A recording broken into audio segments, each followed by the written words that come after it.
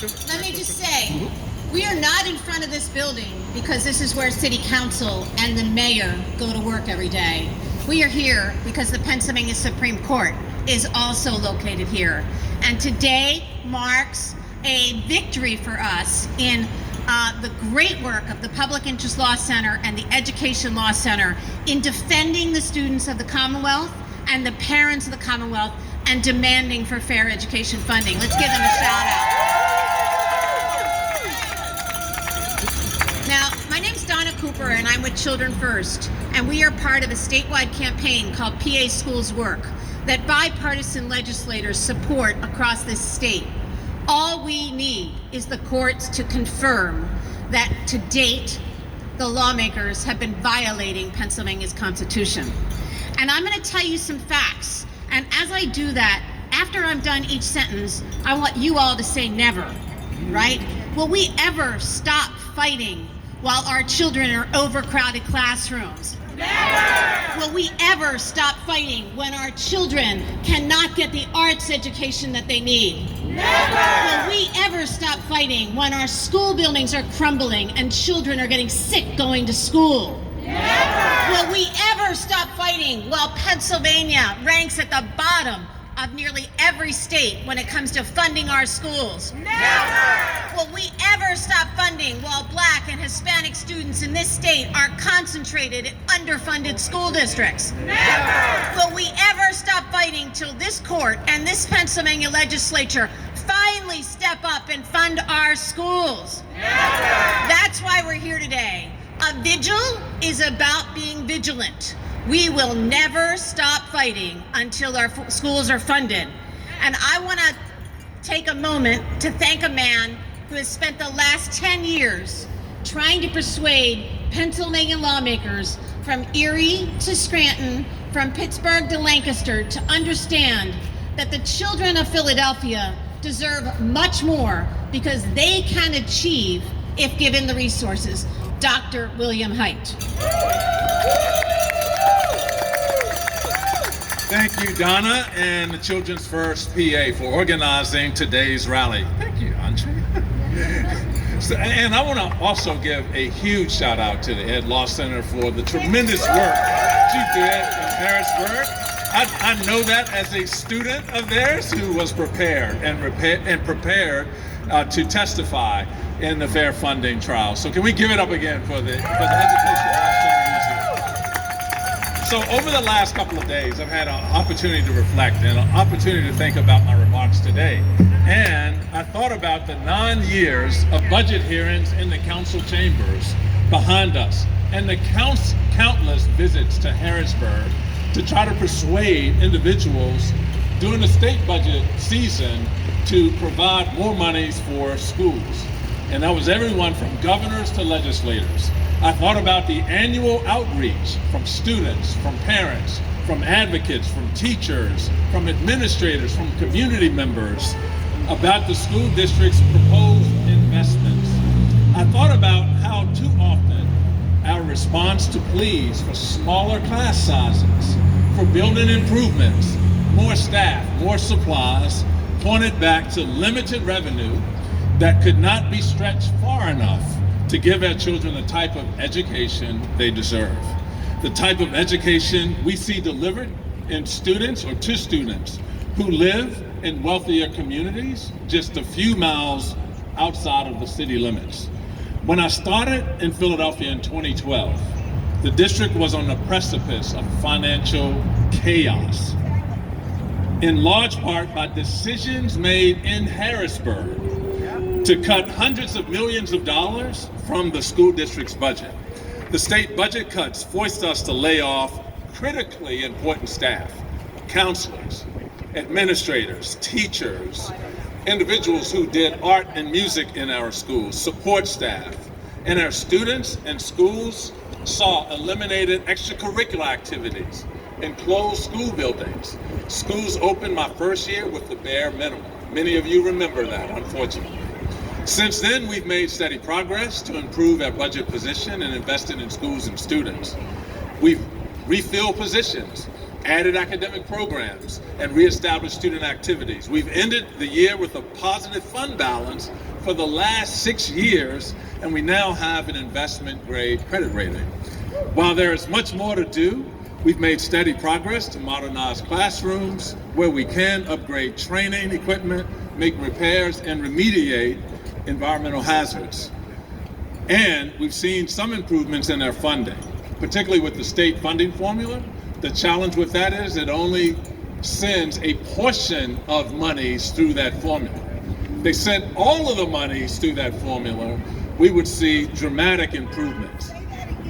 If they sent all of the money through the formula, we would see dramatic improvements. But let's not get it twisted. Just sending money through the formula is not sufficient. We also need additional monies to educate children in public schools across the Commonwealth. And the state and the city have made annual progress to increase educational funding. But despite these gains, the system for funding schools in Pennsylvania remains inequitable and inadequate. And too few dollars flow through the new formula, and new investments have not kept pace with the increases in mandated budget costs to deal with the increasing needs of students. And so as a result, unfortunately, here in the city of Philadelphia and in too many communities across the Commonwealth, students continue to be shortchanged. In January, I traveled to Harrisburg to testify in the fair funding lawsuit. I testified because our students here in the city of Philadelphia deserve a high-quality education. I testified because educational opportunities should not be limited to students who live in affluent communities. I testified because I want the next superintendent. I want the next superintendent of the school district of Philadelphia to be able to focus on student outcomes and the professionals who educate our students, and not on an inevitable budget crisis year after year. And so, equitable and adequate funding for education would translate to an additional $5,584 per student. This would be transformational for the students here in Philadelphia. And I know my time is ending, but I want to share with you a conversation I had with a colleague out of Baltimore. And that individual just talked about the new funding formula in the state of Maryland. And I worked in Maryland before I came here. It was something called the Thornton formula. And then after the Thornton formula, the former chancellor there, Kerwin, did a task force. And that task force just released its plans, which meant that school districts, particularly those that educated children who were more at risk and the larger concentrations of poverty, larger concentrations of children who were learning English, and children with special needs received a lot more. And as a result of that, they have just created a formula in Maryland that sufficiently funds schools, that limits class sizes, to 24 across the state. Now, if the state of Maryland can do that, certainly with the surplus that exists now in Harrisburg, Pennsylvania could do that as well. And so I'm encouraging every legislator and the governor and everyone else to increase funding for education and use that surplus that's sitting there right now to get our young people, not just here in the city of Philadelphia, but across the Commonwealth in public schools, what they need. Donna, thank you. $12 billion going into the state rainy day fund. Unacceptable. It's raining now. Now, like I said, we're not here today because this is where City Council goes to work every day. We're here today because this is where the court goes to work. But we could not hold an education funding rally in Philadelphia without the great comments from Councilwoman Helen Gim, who before joining council ran Parent Power. So Helen, you're... Thank you so much, Donna. And thank you everybody for coming out today. to talk about what it means to come to the conclusion of a fair funding trial that for the first time in a generation put this Commonwealth on notice in courts, in briefs, and documented about the criminal underfunding, unconstitutionally unjust cheating of students and families all across the Commonwealth of Pennsylvania, but especially here in Philadelphia. So I am thrilled that we are here in City Hall, and not just because we're in the shadows of a building that is trying to labor to do better, but because we're also in the shadow of this hero, Octavia V. Cato, who sacrificed himself believing as a martyr for voting rights because he knew one thing, that the people's voice was the most powerful voice. Not only would it be a moral calling, but it would be a political transformation. And I will say that the conclusion of this trial was 20 years of people on the ground believing that what we were seeing in front of us, at one point, Dr. Haidt, we had 70 plus students in a classroom, struggles to get nurses and counselors in our schools. We can look at us and a school system that is just 5 miles away, or even 2 schools that are walking distance away, and you can see a world of difference in opportunity. What we know more than anything else is that people, parents, educators, activists, organizers, before we were council members, before we headed up organizations, we were first and foremost mothers, fathers, caregivers, guardians, citizens, and people of this Commonwealth who believe that our kids deserve so much better. You know, over the course of the last 3 months and dozens of witnesses, the fair funding trial made one thing clear, that the state legislature makes an intentional decision every single year to whether to fund or underfund our schools and which ones will receive it. The inadequate, inequitable underfunding of our public schools in Pennsylvania is by deliberate design. Its outcome is inhumane and its intent is indefensible. And that's why we believe that this funding system will fall and that a new one must come forward. Now, as a mom of 3 children who put my kids through a public school every single year since 2002 till 2021, this was not just a matter of briefs. We lived much of the testimony that we heard. Its harsh reality was lived by millions of children and families, including my own, when it came to talking about the needs of our young people, mental health supports in our schools, after-school programs, enrichment and opportunities.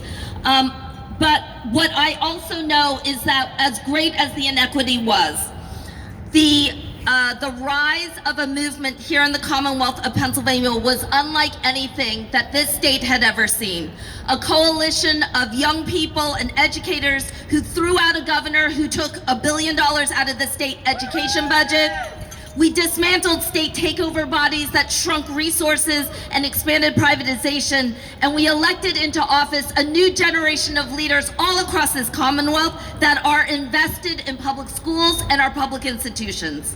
It was this coalition that actually won a day in Commonwealth Court, and which has for decades carried the belief that every child deserves a quality public school. So I'm proud to have supported a supporting brief at one point in this effort that led to the Supreme Court reopening those courthouse doors in 2017. But most importantly, I also wanted to come here today to thank some true heroes who carried the burden this last 3 months.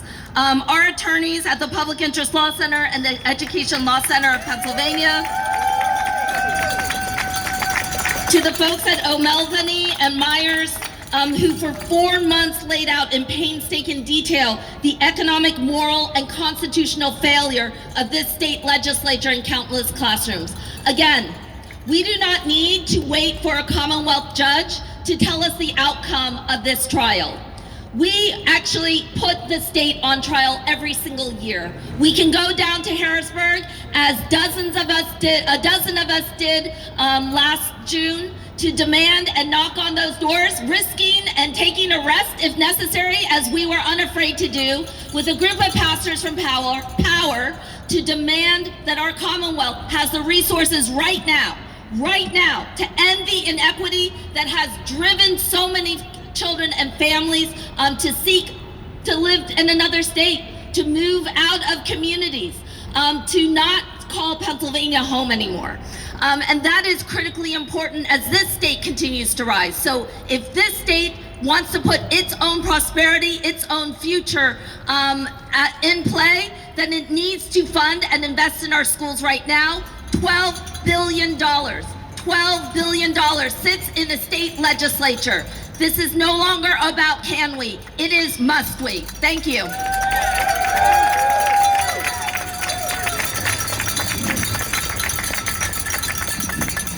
We collectively got the school funding formula enacted, and we will collectively get it funded because we have leaders like Helen Gim and Kendra Brooks and Liz Fiedler and Senator Tim Carney and many other elected officials in Harrisburg who are standing with us in this fight. We are giving them energy today. And you know what? We're going to take a second here at this vigil to hear directly from one of the lawyers that labored. And let me tell you, these lawyers didn't come home for 3 months. They lived in Harrisburg. Their children didn't see them. Their spouses barely saw them. They made the ultimate sacrifice to move to Harrisburg and represent the children of the Commonwealth and fight for them. Maura McInerney from the Education Law Center was one of those lawyers. She did an amazing job. Maura.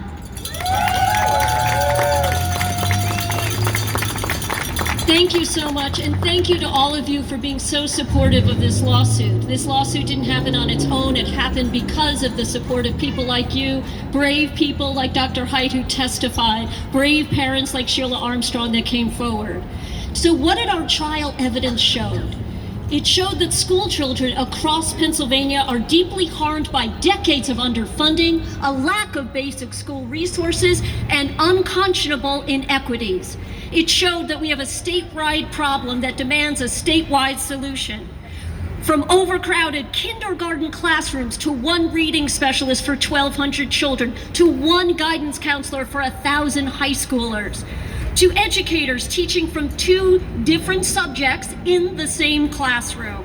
Educators that are unable to meet the language needs of newly arrived immigrant families, to districts who are eliminated libraries and art and music, and leaving schools so grossly underfunded that they are unable to meet student needs. The trial showed that inadequate and inequitable funding has resulted in children learning in basements, in hallways, and in closets. They are learning in school buildings that are literally crumbling around them, sending them a heartbreaking message that they don't matter. The evidence leaves us with these powerful images, and it leaves us with some undisputable facts. Students who need the most are getting the least. The poorest districts have $4,800 less funding per student than the wealthiest districts, and if you allow for student need, that difference is $7,000 per pupil. Pennsylvania's public schools are collectively at least $4.6 billion short of what students need. Children in low-wealth communities are taxing twice as much and can't make up for the shortfall from the state. We learned that money matters, not only in increasing academic achievement, but in lifelong opportunities, in wages, and in income in their futures. When low-income students are attending high-wealth districts, they are thriving, and every student should thrive. Gross disparities in resources means gross disparities, unacceptable disparities in academic achievement, a 27% difference in graduation rates.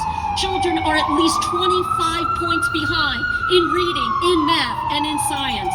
And the evidence shows that Black and brown children are disproportionately harmed. 50% are in our lowest wealth districts, the bottom 20%. and 80% are in underfunded schools. And what does that mean? That means that currently 80% of low-income Black and Latino graduates will not acquire a college diploma. Our children in underfunded districts are paying a steep price for the General Assembly's dereliction of its constitutional duties. It is their futures that hang in the balance and their dreams that are being denied. The evidence at trial showed us that a thorough and efficient system of public education is that our Constitution demands one that works effectively for all children across the state, regardless of income, zip code, or race. One school system that allows every child to graduate college and career ready and reach their fullest potential. Our trial showed that we in Pennsylvania have a two-tiered system that is unconstitutional and that must end. And there is a clear pathway forward where every school in every community receives the basic resources they desperately need, all our children deserve, and to which they are legally entitled. It is now my pleasure to introduce Andrea Custis, President and CEO of the Urban League of Philadelphia, and doing wonderful work. Thank you.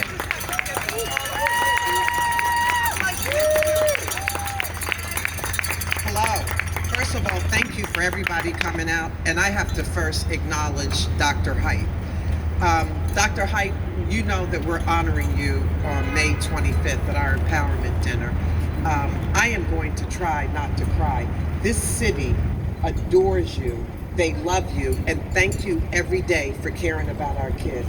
Thank you. Thank you so much. So, as a civil rights leader, it's very clear to me what this is all about. I'm not confused at all. I'm not cloudy. Education is a civil right. And in the Commonwealth of Pennsylvania, your legislators believe that they have honored this civil right. They believe it. They believe they have met their obligation. Am I right, Deborah? They believe that they have met this obligation. And I'm here to tell you, but they have not. Now, I know that COVID, the pandemic, shed a lot of light on a lot of inequities in this city and across the United States of America. I'm very clear. This is not COVID. This is not COVID. We have had this issue for decades. I say to people all the time, I don't want to talk about this 10 years from now. I don't want to talk about it. It needs to be resolved. And let me tell you how we define as civil rights leaders systemic racism. It's when you know you have an issue and you choose to ignore it, and you do that over and over. And that is what has happened in the Commonwealth of Pennsylvania. How do you have schools without books? How do you have schools without technology? How do you have schools where children are in buildings where there is not air nor heat, without the resources that they need desperately? One of the things that we have always said in the Urban League of Philadelphia is every child, regardless of their income, regardless of their zip code, needs to be able to work to their full potential. They need to be able to work for their full potential. And I'm telling you now that that is not what is happening in the Commonwealth, and especially in the city of Philadelphia. Why do the little kids who look like me, why is there a disparate impact on them? Why don't they have the resources? How is that happening? And it's because we choose it. I'm going to tell you differently. It's intentional. This is not by happenstance. Other than love, the greatest gift that you can give your children is a good education. It will help secure their future. So you choose to take people like me. You choose to take people like me and not give them the education and the resources that they can be successful in life. How is it that I heard someone say in the hearing that there are some kids that need to be on the McDonald's track?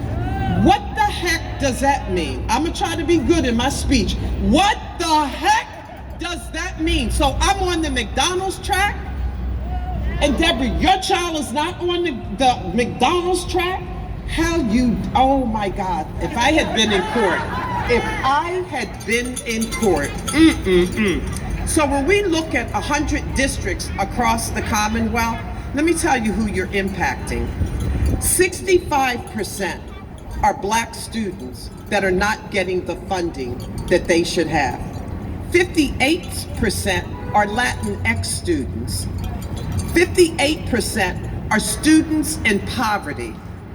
And 64% are people who they are English learners. English is their second language. So when you look at that data, it says it's across the Commonwealth, but it is especially for people of color, Black and Latinx people, the kids. So I'm going to ask you, why don't we have the resources that we need? And I'm going to say again, it's systemic racism, and it's been intentional over the years. Let me also say this, and I'm saying this to my legislators. How is it that 75 of 5-year-olds all share one toilet? Really, guys, the basic needs? You've got 75 kids that share one toilet. How is it that there is not reading and math interventions in certain schools?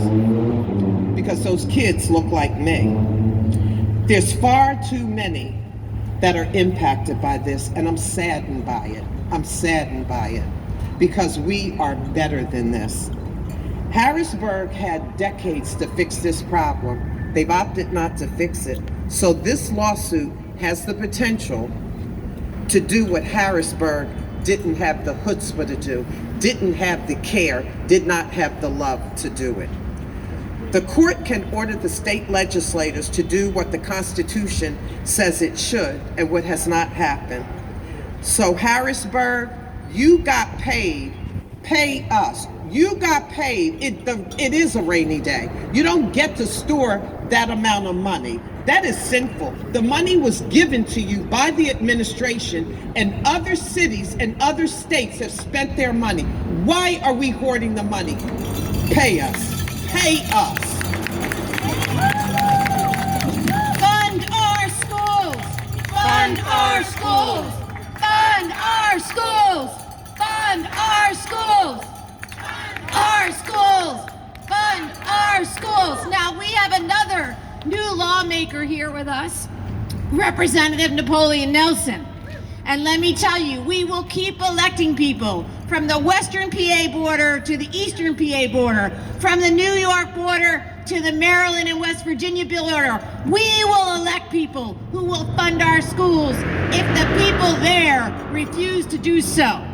Now, somebody who's been in this fight for a long time, one of the original plaintiffs in this lawsuit, probably 10 years ago, Sheila Armstrong, is a parent I knew before she even had a kid. And she's been fighting for justice, not just for her kid, but for every kid in Pennsylvania.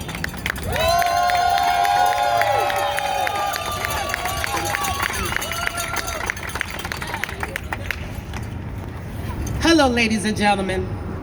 My name is Sheila Armstrong, and I'm the mother of 2 sons. Skylar Armstrong, which graduated from Mastbaum High School culinary program, and 1 son still in public school.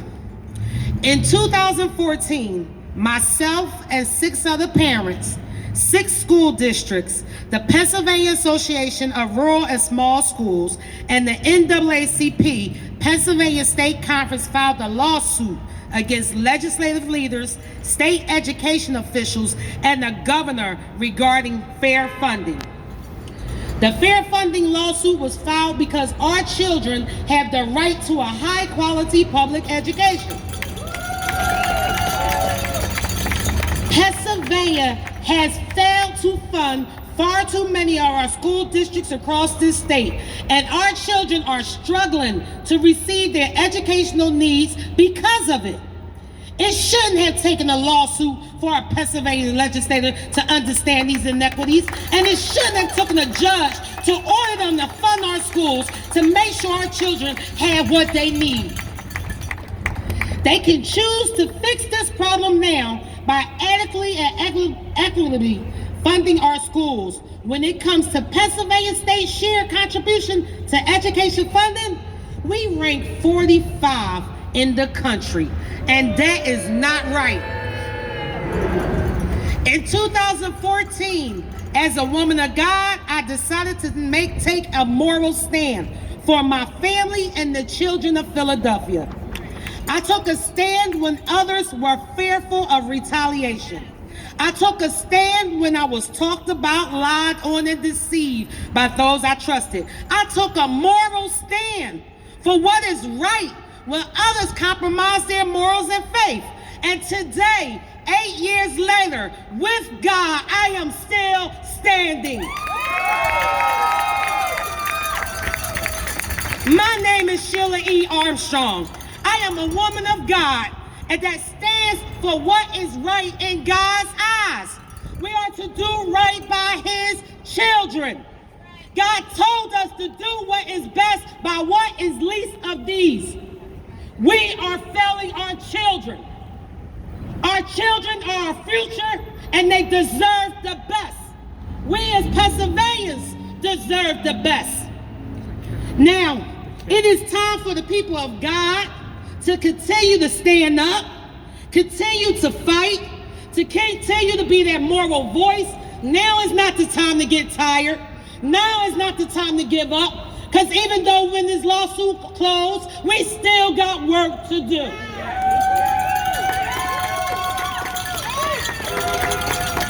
So ladies and gentlemen, as I stand here, I ask that you continue to stand with me, continue to fight with me, continue to pray with me, continue to walk with me, and continue to work with me as we cross boundaries, as we cross cultures, as we cross faiths, to do what is right by what is least of these.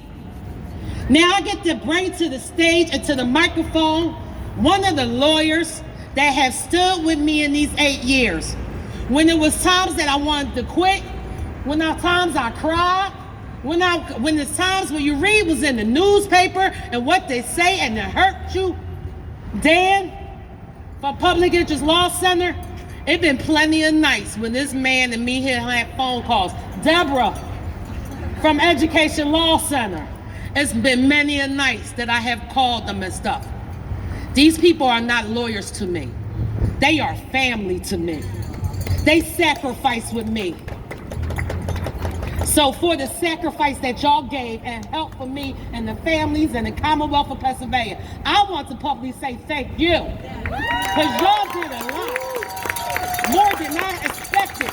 I didn't even think it was going to last this long. Yes, they didn't tell you this when you signed on. But God bless everybody. Dan, please come take the mic because you are an awesome person. Thank you.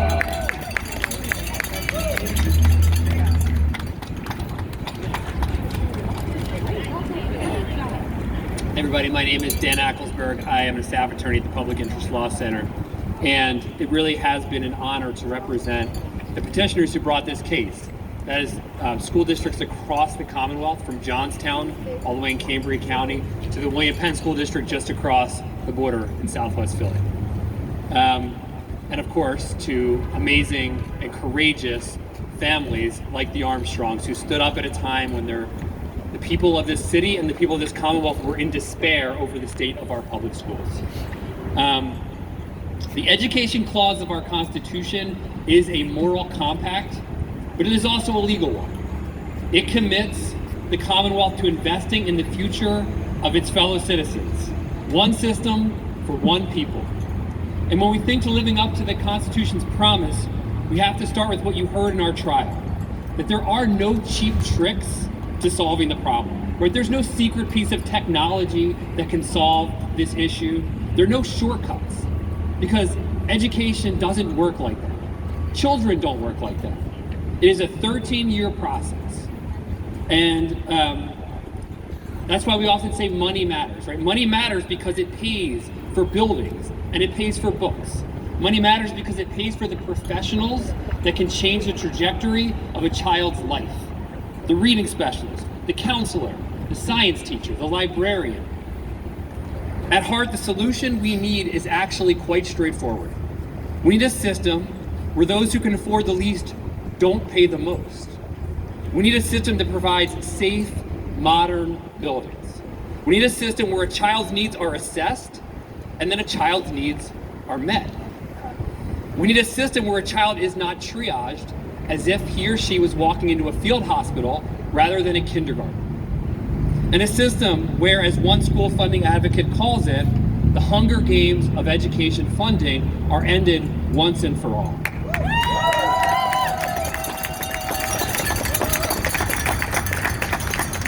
One of the most devastating parts of this system is that it is a zero-sum game. What the Commonwealth has created, what the General Assembly has created, is a system where if every measure shows that Philadelphia is devastatingly underfunded, and it does show that Philadelphia is devastatingly underfunded, lawmakers would have you believe that the only solution is for Philadelphia students to take from students in another school district. Right? In other words, they pit students against students, towns against cities, regions against regions. But it does not have to be that way.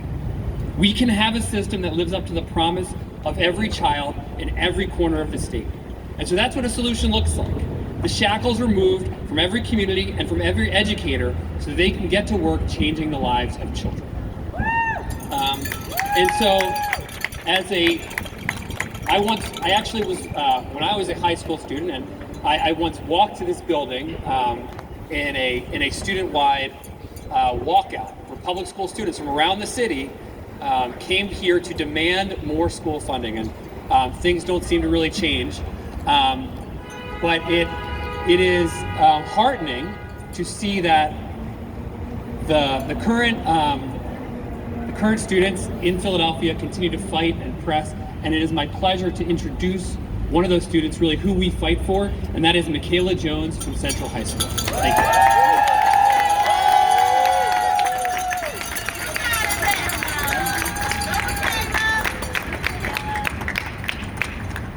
Thank you all for being here today. You are part of history. You're here because you decided it's not okay for Harrisburg to keep funding our schools unfairly and inequitably. I go to Central High School. At my school, we're lucky, although we do not have the same resources wealthy school districts have. Fortunately, our alumni does provide us with equipment and tools that some of my friends within the same school district do not have. Unlike Central, they do not have a variety of elective courses fit to assist students with their future careers. A private, well-stocked library accessible to students before and after school. Or free higher-level courses which allow students to test out of expensive college classes. And unfortunately, they do not have alumni to close those gaps and provide those crucial assets that influence academic success. But it should not be that our schools rely on charity. Pennsylvania's Constitution says it must provide every child attending a public school with thorough and efficient education, and it doesn't. From an early age, children like me are taught to know the difference between right and wrong, and this is wrong.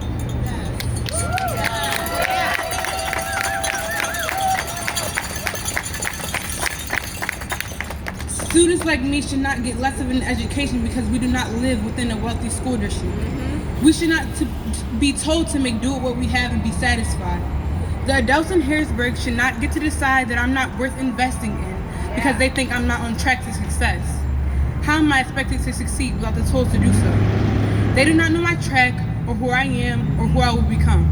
I am talented. I can achieve my goals and that I will. I am persistent, motivated, and determined. But all the persistence, motivation, and determination in the world will not get me or my classmates the tools, resources, or services we need to achieve our goals and get our careers. Adequate and equitable funding will. Making sure I graduate with competitive skills will. Ensuring that I have access to challenging courses before I leave high school will. Harrisburg, I'm your opportunity to get this right.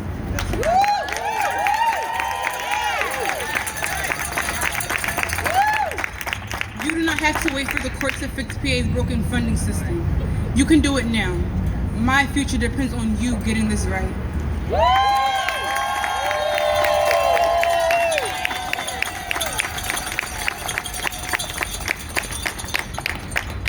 If that isn't enough to make you cry, enough to make you cry.